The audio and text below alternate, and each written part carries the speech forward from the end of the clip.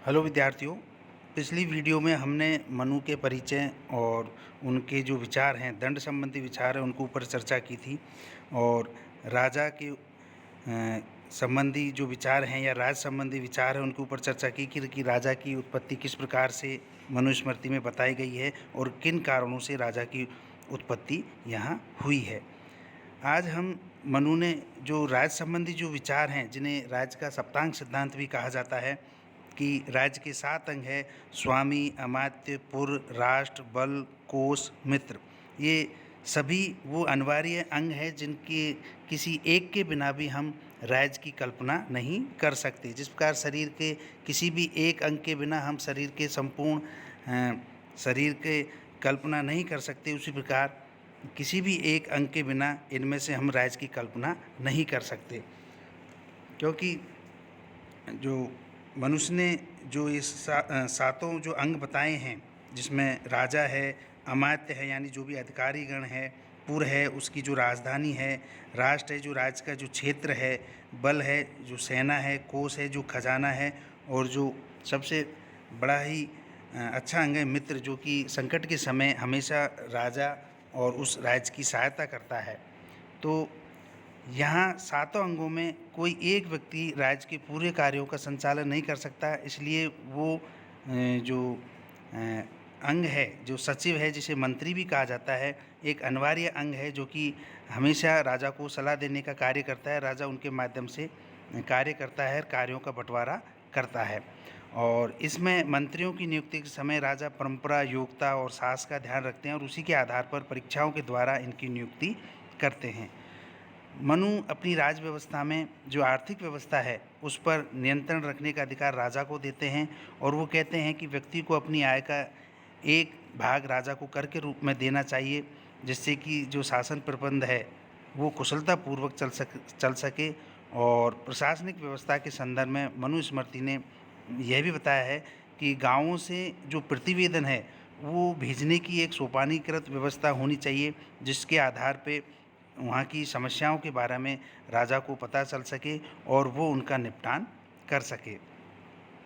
और इन्हीं सभी बातों के कारण जो मनु, जो कि एक कल्याणकारी राज्य की स्थापना पर बल देते हैं, और इसी दृष्टि से मनु को भारतीय राजनीति का पिता भी कहा जाता है।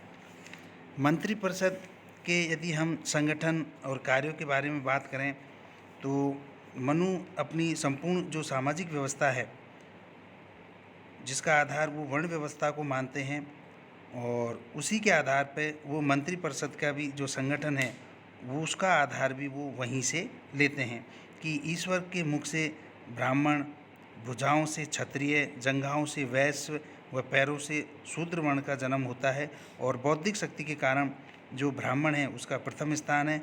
और राजपद के लिए मनु क्षत्रियों को उपयुक्त मानते हैं, क्योंकि दंड व प्रयोग की योग्यता उनसे बढ़कर और किसी में नहीं हो सकती।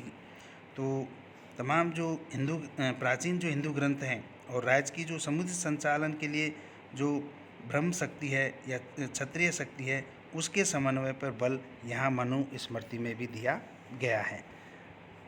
मंत्रियों की यदि हम या मंत्रिपरिषद है उसकी संख्या पर बात करें तो इसके लिए कोई स्पष्ट उल्लेख वहाँ हमें देखने को नहीं मिलता है, लेकिन यहाँ एक बात बताई गई है कि राजा को मंत्रणा हेतु एक मंत्रिपरिषद की आवश्यकता होगी, जिसमें 7 या 8 सचिव होने चाहिए, क्योंकि संपूर्ण राज्य व्यवस्था का ध्येय प्रजा के कल्याण को बढ़ावा देना है, और इसी उद्देश्य की सिद्धि के लिए उत्तम मंत्रणा भी जरूरी है।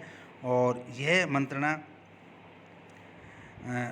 तभी सिद्ध होगी जब इसके लिए उपयुक्त व्यक्तियों की नियुक्ति की जाएगी, और जिसके लिए परंपरा का पालन करना चाहिए, अर्थात जिनके पूर्वज यह कार्य करते आए हों, शास्त्रों का जिन्हें सम्यक ज्ञान होना चाहिए, अर्थात धर्म, अर्थ, काम। और जो सचिव या जो मंत्री है वो धैर्यवान और शौर्यवान होना चाहिए। तो राजा का यह कर्तव्य है कि वो निर्णय करे कि किस व्यक्ति में इस प्रकार के तीनों गुण समाहित हैं। तो इस प्रकार से उनकी जो राज्य संबंधी जो विचार हैं या राज्य व्यवस्था संबंधी जो विचार हैं, किस प्रकार से कार्य करेंगे और किस प्रकार से मंत्रियों की यहाँ नियुक्ति होगी, वो सारी बातें इसके अंतर्गत बताई गई है। अगला जो जिन्हें कि दौत्य क्रम या राजनीतिक कृत्य संबंधी जो विचार हैं, जो कि विदेशी मामलों के संचालन में मनु इसके अंतर्गत रखते हैं, अर्थात विदेश मंत्री ऐसा होना चाहिए जो निर्भीक, वाक्पटु, देशकाल का जानकार हो और उसके अंतर्गत अन्य मामलों में वह मंत्रणा और गोपनीय होनी चाहिए, क्योंकि मंत्रणा का रहस्य खुल जाने से राज्य का विनाश अवश्यंभावी होता है।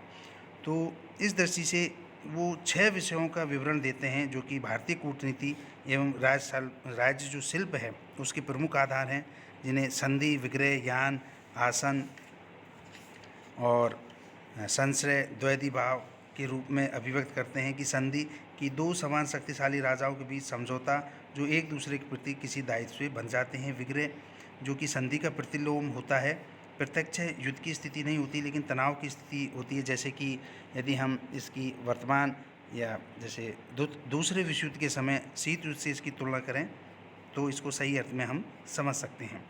यान यानी आक्रमण हेतु सेनाओं को गतिमान करना और विजय की यदि जो आकांक्षा है तो वहाँ मित्रों को भी सहायता देना या लेना। आसन कि जिस स्थान पर बैठने से अपनी रक्षा हो सके और शत्रु का नाश हो सके, इस प्रकार की बैठने की नीति का पालन करना। संश्रय यानी शत्रु से पीड़ित राजा का अन्य शक्तिशाली राजा की शरण लेना। तो द्वैधी भाव सेनाओं को 2 भागों में बांटना और उस प्रकार से युद्ध की तैयारी करना। तो इस प्रकार से मनु ने राज्य व्यवस्था के अंतर्गत राजा के बाद जो दूसरा स्थान है वो मंत्री को दिया है। और राजनीतिक प्रशासनिक व्यवस्था के लिए मनु आधार जो भूमि है वो तैयार करते हैं और इसीलिए उन्हें भारतीय राजनीति का पिता कहा जाता है। तो ये वो प्रमुख राज्य शिल्प या राज्य संबंधी जो विचार हैं जो मनु ने अपनी मनुस्मृति में रखे हैं। और यहाँ मनु किस कारण से प्रथम जो भारतीय राजनीति का पिता कहा जाता है उस सब पे हमने विस्तार से यहाँ चर्चा की। तो आज के लिए इतना ही, धन्यवाद।